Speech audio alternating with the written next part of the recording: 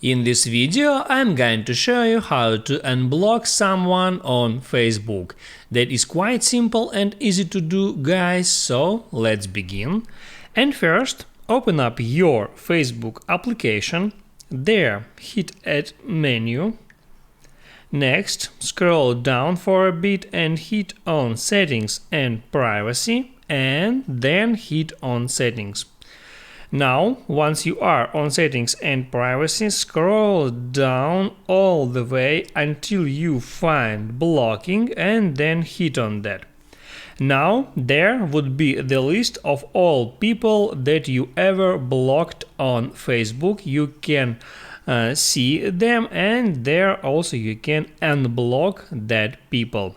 To be able to do that, just hit here at Unblock button just next to person's name and there hit on Unblock. Now that person has been unblocked, and that's all about how to unblock someone on Facebook. If this video helped you out, don't forget to like and subscribe.